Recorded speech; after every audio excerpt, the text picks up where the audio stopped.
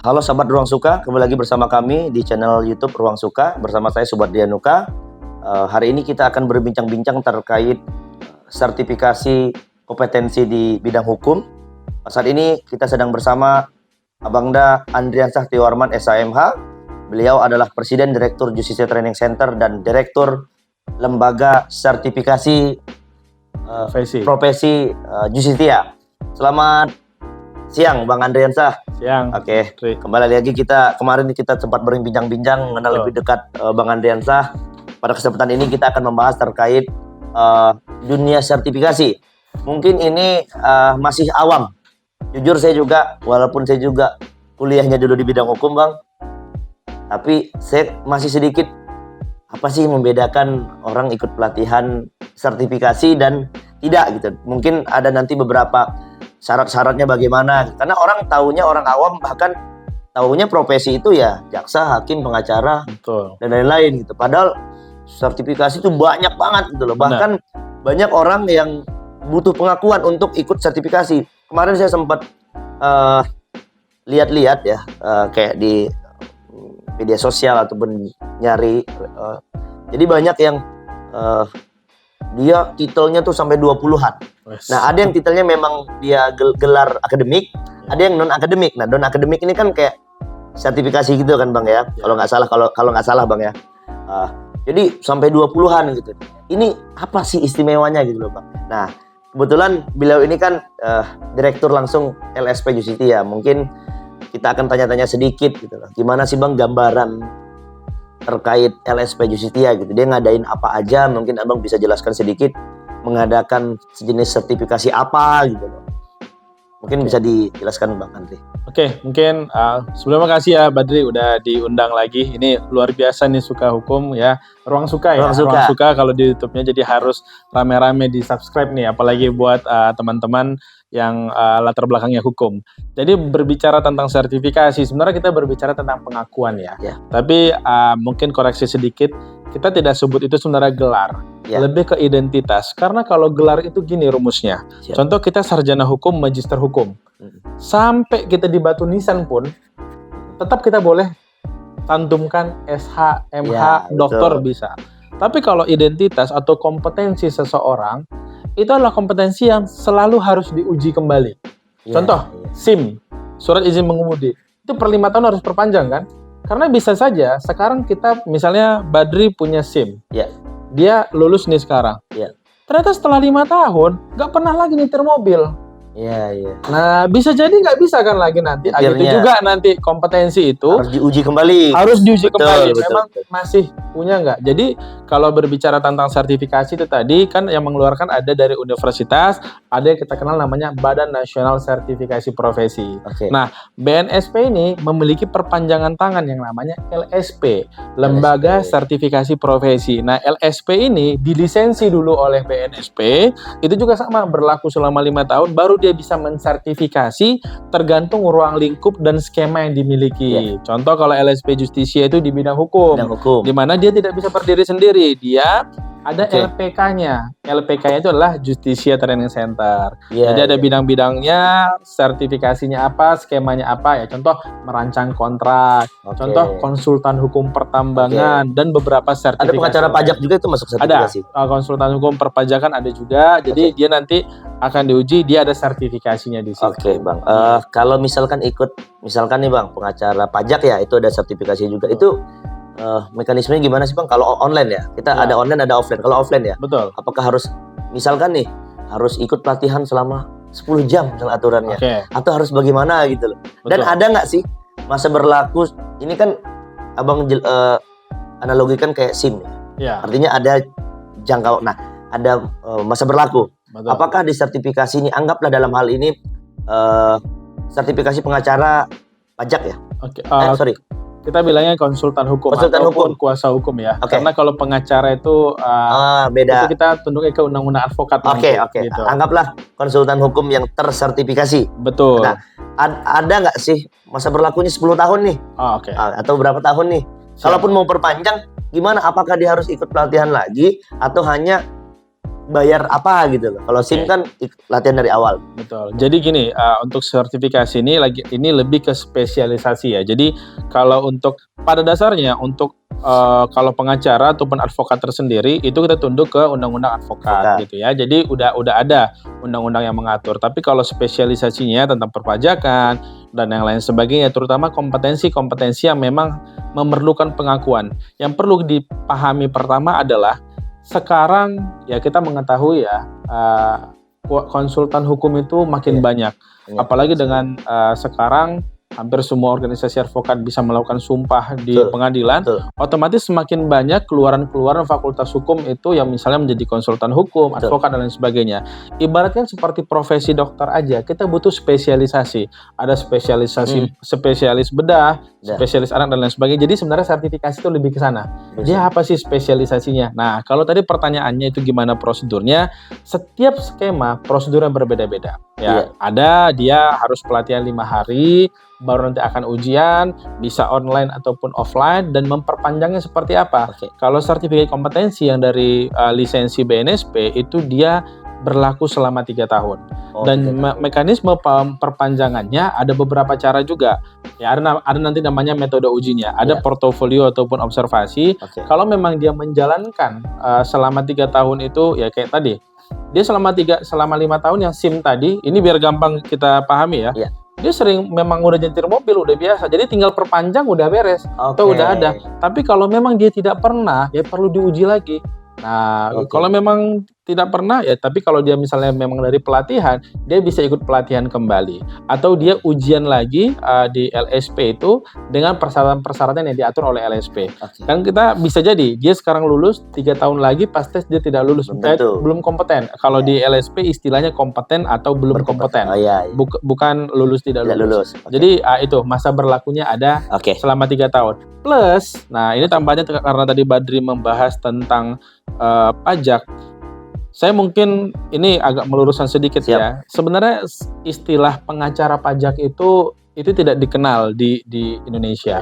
Yang diatur itu adalah kuasa hukum pengadilan pajak.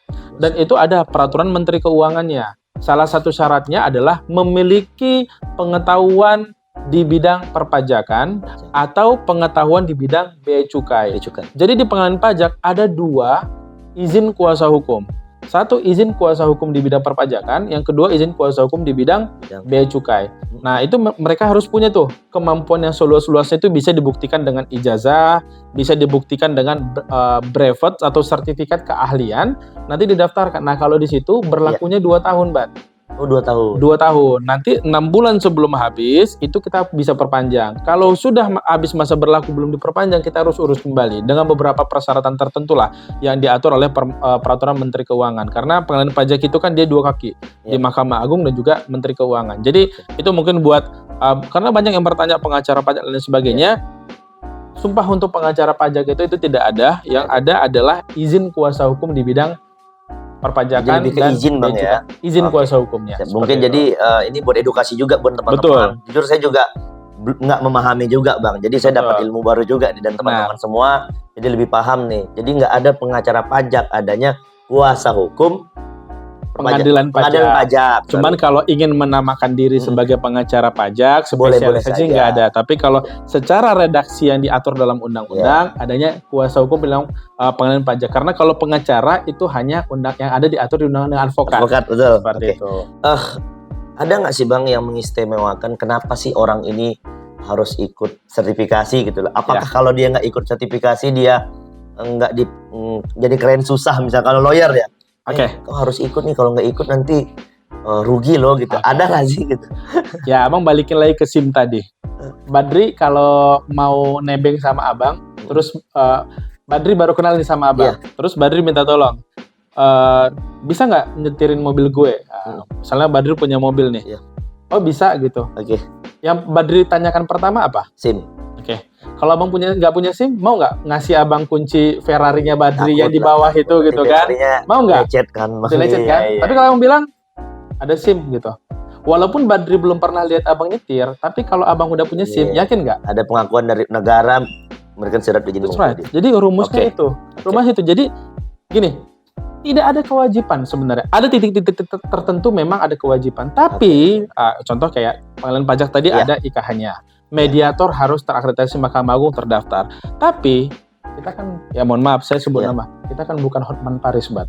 Kalau Hotman Paris, orang nggak tanya ininya, sertifikasinya. Tapi karena kita sekarang masih berproses, kita kan punya pesaing nih. Contoh Abang sama Badri. Sekarang banyak orang yang ahli dikalahkan sama orang yang memiliki bukti pengakuan sertifikasi. Jadi rumusnya apa? Abang pernah ditanya, Pak Andrian, bisa nggak dampingi saya untuk masalah ini? Bisa. Klien sekarang pintar. Pak, Bapak punya sertifikasi di bidang ini nggak? Kalau kita nggak punya gimana? Itu lebih ke bagaimana cara kita jualan. Nah, jadi bagaimana cara kita mengemas diri kita. Kita kan jual diri, tanda kutip ya. Kita kan jasa nih. Kita mempromosikan kita. Kita mempromosikannya seperti apa? Oh, ya yang membuktikan, ya Badri bisa buktikan, Bang Andri hebat tuh di bidang ini. Tapi sertifikasinya Badri doang. Ya, tapi kalau yang mengatakan adalah negara dengan logo Garudanya ada itu certified di bidang ini, bukan cuma Badri yang ngomong adalah buru-buru harus jadi lebih ke kita. Betul, jadi lebih ke situ. Di LSP Justitia ya harus ikut. Oke, artinya gini Bang, terkait sertifikasi di bidang hukum ini berarti sangat perlu ya untuk menunjang karir di profesional di bidang hukum. Sangat-sangat penting gitu. Tapi itu lebih ke pilihan dari orang tersebut gitu. Dia pengen diakui secara negara, tersertifikasi. Apalagi kalau kita sudah berbicara tentang yang namanya tender gitu ya, ya. Bahkan jujur ya, ini abang cerita sedikit. Ada orang dulu seorang guru besar ya, udah ini hanya gara-gara tidak bisa menunjukkan sertifikat. Padahal udah dijelaskan, sertifikat itu baru akhir-akhir ini. Tapi dia tidak lolos gara-gara tidak ada bukti itu. Ya memang kita harus akui, kita masih di Indonesia yang kita membutuhkan bukti untuk segala. Beda di luar negeri ya. Benar. Barista aja ada sertifikat kompetensinya, ya. Penghulu sudah ada sekarang. Ya, tukang ngelas dia bisa ngelas nih. Tapi dia nggak punya sertifikasi. Mohon maaf, mungkin gajinya cuman perusahaan nggak mau pakai. Betul, tapi saat dia punya sertifikasi, gajinya bisa berpuluh-puluh kali. Dan bahkan dia bisa melobi gaji gue lebih. Betul, gue punya bukti. Jadi itu salah satu. Di penunjang penghasilan juga bisa. Artinya sangat penting Bang. Ini itu lebih singkat kita bahas terkait sertifikasi kompetensi Bang. Sekarang aku mau lebih nanya ke Justitia-nya nih Bang. Apa sih tujuan Abang membentuk LSP ini? LSP Justitia. LSP atau Justisia ya nih? LSP karena Justitia kan, Justitia kan saya udah lebih mengikuti lah pada saat Bang Andri baru mulai buka. Kenapa gitu membentuk LSP? Kenapa harus LSP Justitia? Yang pertama, LSP Justisia itu berawal dari Justisia Training Center, lembaga pelatihan. Cuman banyak yang bertanya, setelah itu outputnya apa? Nah, dengan kita membentuk outputnya adalah sertifikasi, pembuktian. Ini banyak menunjang, jujur ya, banyak alumni kita ACC, kalau di LSP namanya ACC yang sudah lulus, yang sudah kompeten. Alhamdulillah dari segi penghasilan karir itu lebih baik jadinya. Menguntungkan lah ya. Karena dalam praktek di lapangan itu klien, kalau kita di dunia hukum ya, itu kliennya lebih merasa ini kuasa hukum yang saya tunjuk memang memiliki keahlian. Kompeten. Yang pertama, betul, dia memiliki kompetensi. Yang kedua, mahasiswa hukum. Sekarang hampir semua kampus itu punya fakultas hukum, betul nggak? Betul. Termasuk salah satu lulusan yang apa bukti mereka punya kemampuan selain organisasi? Kalau organisasi dia punya lah. Tapi terkadang, mohon maaf, mahasiswa hukum banyak yang bikin surat kuasa aja nggak bisa. Betul. Membuat sebuah kontrak aja nggak bisa. Padahal itu kehidupan kita.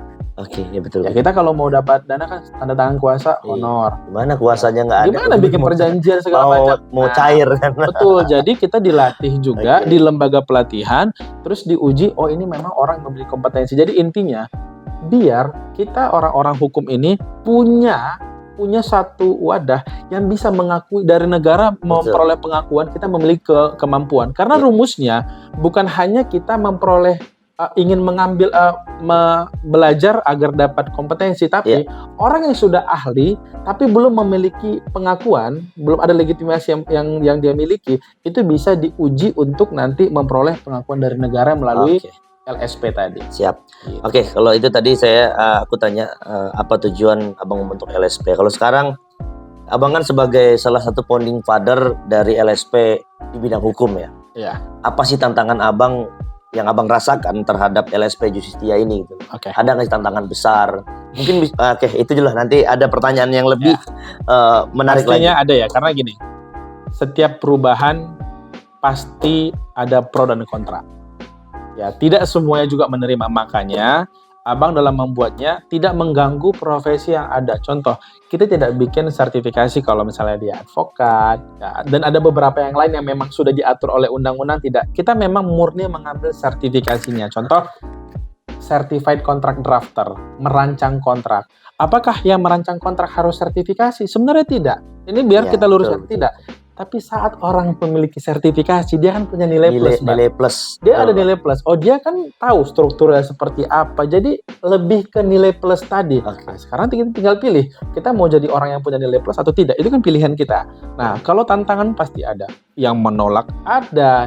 Yang menolak. Kontra. Betul. Tapi alhamdulillah 2022 kemarin 2.400 lebih itu ACC ataupun peserta dari Justisia sudah bisa dibilang alumni nggak sih? Bisa dibilang alumni. Berarti 2.400 tahun 2022. Itu capaian yang luar biasa menurut abang. Oke. Jadi berarti makin banyak pengguna jasa yang mempercayai, bahkan mohon maaf level profesor pun banyak yang ikut sertifikasi di kita. Jadi kenapa yang lain enggak gitu loh. Ayo semuanya. Oke, jadi tadi abang bilang ada 2.400 alumni yang sudah diberikan sertifikasi ya melalui LSP Justistia. Boleh nggak sih bang aku nanya, siapa sih yang paling berkesan orang yang ikut di LSP Justistia ataupun Justistia Training Center? Siapa sih orang yang sangat berkesan sehingga buat abang luar biasa nih, wah mantap nih gitu, salah satu pencapaian yang sangat berharga gitu. Ada. Ini terserah abang, mau dijawab boleh, nggak dijawab juga nggak apa-apa. Jujur kalau ini agak naif abang kalau jawab per orang ya, karena banyak orang-orang hebat yang bahkan. Tapi nggak mesti harus abang sebut namanya, tapi misalkan petinggi negara, misalkan anggota dewan misalkan. Betul. Ada yang dari jenderal, ada ikut profesor hukum yang mungkin kita sama-sama tahu pernah memimpin satu organisasi di organisasi advokat di Indonesia, sudah tersertifikasi di kita, dan beberapa pendiri law firm yang sekarang masuk top tier di Indonesia itu ikut di kita. Itu merupakan sebuah pengakuan dan kebanggaan. Dan masih banyak yang lain yang memang betul-betul mengikuti kita. Bahkan kemarin kita sempat berikan beasiswa sampai 840 orang lebih. Itu beasiswa apa tuh bang? Beasiswa pelatihan dan sertifikasi free. Jadi kalau dihitung aja per orang itu 5-10 juta, itu tinggal kalikan 846 itu free. Kalau boleh tahu bisa di-spill nggak bang? Syaratnya apa sih bang? Siapa tahu kita di sini nih teman-teman bisa ikut gitu. Boleh. Kan kemarin banyak juga dari kampus Badri, kan banyak juga kita kasih tuh. Tapi kan saya udah alumni kan. Kalau alumni udah bayar lah. Ya kan? Kalau bayar pun ya kalau bisa. Siap, nanti kita bisa sama Ruang Suka, nanti kita kasih yang spesial gitu ya. Oke, Bang Andri, selanjutnya ada apa aja sih bang program yang ditawarkan oleh Justistia gitu, dan apa sih bedanya ikut di Justistia dan lembaga lain gitu? Oke, baik. Makasih Bat. Pertama ini Justisia Training Center-nya dulu ya. Berarti di kita itu ada basic, ada public, ada in-house sama certification. Nah, public sama certification ini di tahun 2020 sampai sekarang itu udah gabung. Nah, kalau basic itu yang buat mahasiswa gitu-gitu ya. Nah, kita ada kayak internasional, itu kita belajar langsung ke SIAC di Malaysia, Singapura, AAC Malaysia, dan juga beberapa law firm di sana. Nah, terus yang sertifikasi itu kita kawinkan. Apa yang menjadi pembeda? Intinya gini ya, teman-teman, dimanapun belajar itu adalah hal positif. Tidak ada, kalau dari abang pribadi, dimanapun itu baik. Tapi kalau di Justisia, memang saat teman-teman ikut pelatihan, ujungnya di akhir nanti akan memperoleh, ada kesempatan untuk uji sertifikasi, dan apabila direkomendasi kompeten, teman-teman akan memperoleh kompetensi di bidang pelatihan itu sendiri. Gitu. Ya, artinya itulah yang membedakan LSP Justistia dengan yang lain bang ya. Oke, selanjutnya bang, apa sih gebrakan yang akan dilakukan Justistia ya? Berbicara Justistia, baik Justistia Training Center ataupun LSP Justistia, tapi terserah abang mau menjelaskan yang mananya. Intinya apa sih gebrakan yang akan dilakukan Justistia di tahun 2023 ini? Gebrakan ya. Pastinya pertama kita akan mempertahankan apa yang sudah baik. Kan kalau Justisia itu kita alhamdulillah sekarang sudah grup ya. Jadi udah ada Justisia Training Center, ada LSP Justisia, ada juga Media Justisia dan juga Justisia Solution. Jadi pertama SDM yang ada itu dikuatkan. Siap. Semakin solid. Itu yang pertama. Siap. Yang kedua, kualitas akan kita tingkatkan. Jadi program-program yang ada, dulu ini program yang sudah ada ya, semacam International Excursion Program ini dulu sudah ada di sebelum COVID, tapi karena setelah COVID kita penerbangan ke luar negeri agak dibatasi waktu itu, jadi kita di 2023 akan kita maksimalkan lagi. Baik, yang selanjutnya yang ketiga adalah kita akan memperluas jaringan kita peserta itu ya. Itu nggak hanya dari Indonesia, bahkan dari luar negeri juga ada. Australia waktu itu, Malaysia, Timor Leste dan beberapa negara lain. Karena itu tadi keunggulan dari online itu seperti itu. Nah, tapi salah satu gebrakan kita justru di tahun ini kita akan membuat karena ternyata udah banyak yang kangen juga sama kelas offline. Ya, kalau nggak salah waktu itu saya sempat pas waktu itu main ke kantor Abang lagi pelatihan mediator ya. Iya betul. Ya, online. Kata Abang waktu itu saat itu hanya satu-satunya yang mendapatkan izin untuk melaksanakan sertifikasi atau pelatihan online ya, bukan ya? Oh iya betul. Ya, jadi gini. ya. Jadi kalau sertifikasi itu, tidak semua lembaga sertifikasi profesi itu yang dilisensi oleh BNSP. Itu bisa melaksanakan ujian secara online. Jadi kita LSP itu sekitar ada 1000-an lebih lah. Tapi di Indonesia Bang? Di Indonesia. Wow. Nah, tapi kalau di bidang hukum kayaknya cuma nggak nyampe 5 LSP gitu ya. Tapi dari semuanya itu yang bisa mensertifikasi itu paling tidak sampai ratusan. Karena kita untuk bisa mensertifikasi secara online itu kita harus diuji lagi sama BNSP. Apakah kita memang telusur, apakah ujiannya bisa dipertanggungjawabkan? Ya karena kalau online kan kita nggak bisa lihat langsung nih. Bisa nggak dipertanggungjawabkan. Jangan dia nyontek lagi misalnya. Benar, jadi kita harus punya ya, Justisia itu semacam kita punya aplikasi tersendiri untuk bisa melihat apakah orang itu ada kecurangan dan lain sebagainya, dan saat dia melakukan kecurangan itu sedikit saja kita langsung diskualifikasi atau kita dapat sanksi Bang ya. Betul. Jadi itu yang alhamdulillah Justisia, LSP Justisia dari seluruh skema yang ada kita semuanya sudah memperoleh izin untuk ujian secara online. Oke, ini sebelum pertanyaan selanjutnya Bang, jujur kita juga di Ruang Suka, ini kan channel Ruang Suka, di samping channel Ruang Suka ini adalah anaknya Suka Hukum lah. Kebetulan saya ada mainan kecil-kecilan Bang, namanya Suka Hukum. Jadi ini adalah platform edukasi. Jujur saya bukan peres, saya bukan karena ngomong di depan beliau. Saya pada saat pertama kali banyak saya belajar dengan beliau ini. Jadi dari mulai buat pelatihan, waktu itu kita buat pelatihan profesi advokat, bukan PKPA ya. Pelatihan profesi advokat itu di Universitas Borobudur 2015. Saya langsung waktu itu kayak ditodong sama teman-teman. Waktu itu Bang Andri masih ketum ya. Ditodong untuk jadi ketua panitia. Itu hanya waktu 5 hari. Kegiatannya kita dibentuk panitia tuh Minggu, geraknya baru Senin. Itu disuruh nyari tempat dan itu berbayar. Betul. Waktu itu saya dibilang nggak bisa, saya nggak kuat. Cuman berkat Bang Andri, berkat teman-teman yang lain, harus bisa. Nah alhamdulillah waktu itu yang ikut ratusan mungkin 300-an orang hampir dan berbayar. Jadi jujur mungkin selama ini Suka Hukum mungkin udah 20-an kali lah mungkin, atau lebih ngadain yang namanya, kita lebih ke webinar sih Bang, edukasi.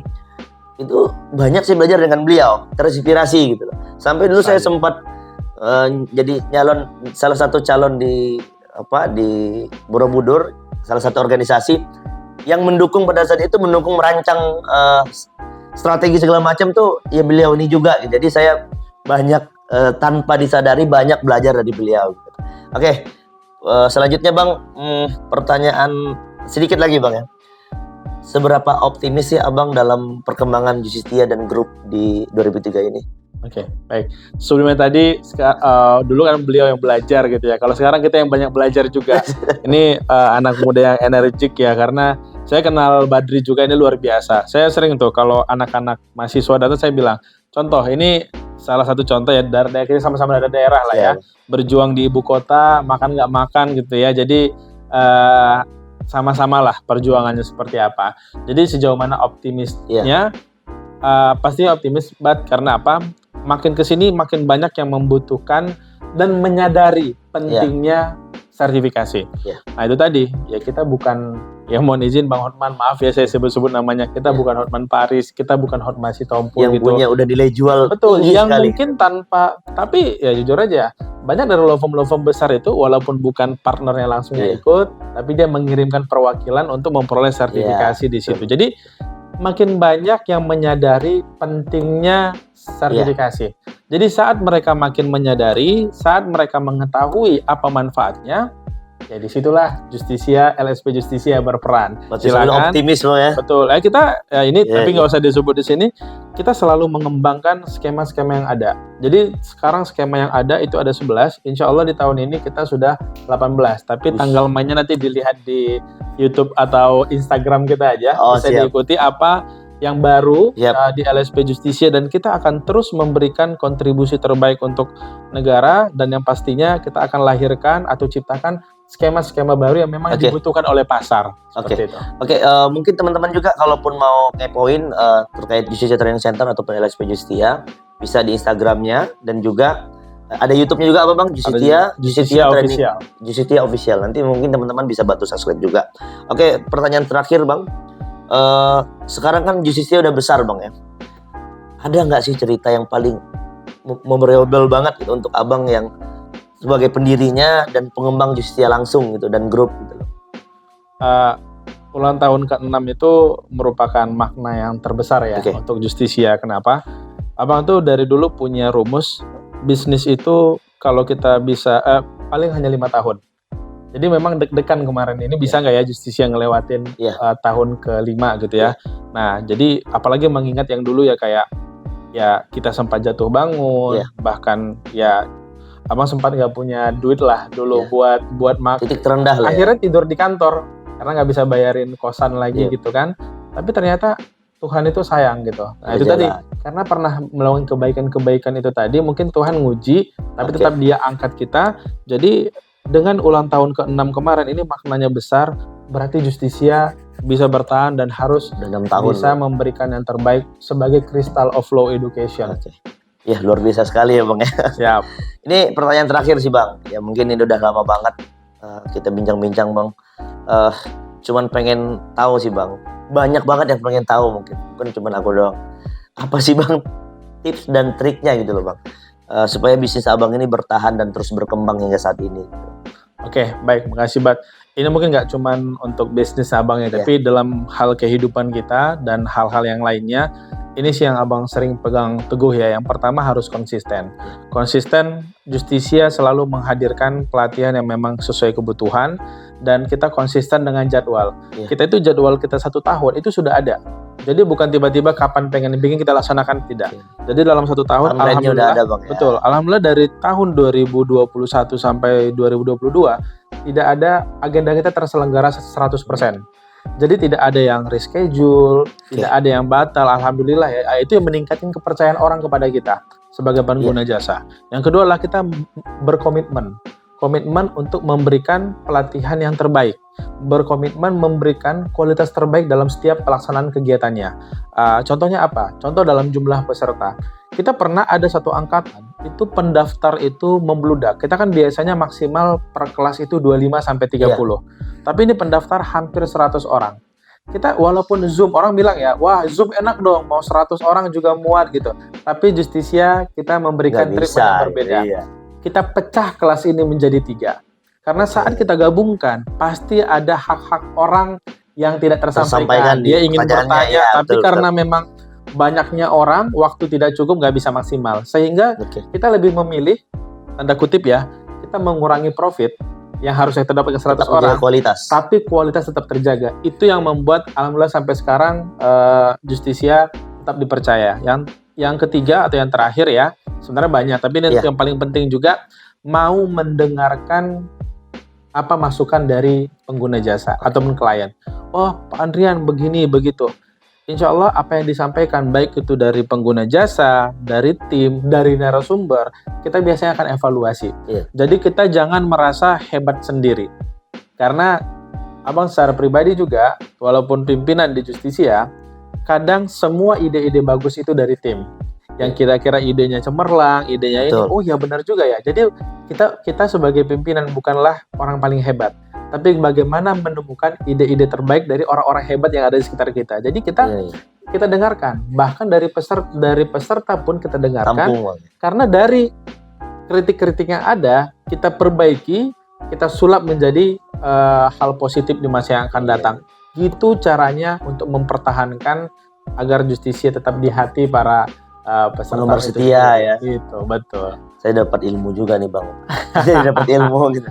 Oke, teman-teman semuanya, mungkin yang ingin lebih jauh mengikuti ataupun yang udah mengikuti Justistia mungkin bisa di-follow IG-nya Justistia @justistia_training dan juga di channel YouTube-nya juga ada Bang ya. Ya. Justistia Official. Mungkin teman-teman bisa bantu subscribe juga. Tapi jangan lupa juga subscribe Ruang Suka. Ya. Oke. Baik, udah cukup mungkin Bang diskusi kita hari ini, bincang-bincang kita hari ini. Semoga Justistia semakin berjaya, semakin mengudara. Suka juga ya. Amin. Sukses, konsisten komitmen itu tadi. Siap, terima kasih Bang. Beliau ini bukan hanya sekedar abang di organisasi, tapi udah kita anggap ya sebagai kita tokohkan lah. Kita tokoh menurut kami tokoh, karena memang banyak hal-hal yang positif yang kami dapatkan dari beliau. Baik, terima kasih Bang Andreas Sahtiwarman, Presiden Direktur Justistia Training Center dan Direktur LSP Justistia, sudah berkenan bergabung berbincang-bincang di channel YouTube Ruang Suka. Jangan lupa teman-teman sekali lagi subscribe YouTube kami Ruang Suka, di subscribe, like, comment, and share. Jangan lupa untuk nantikan video kami selanjutnya. Tetap semangat.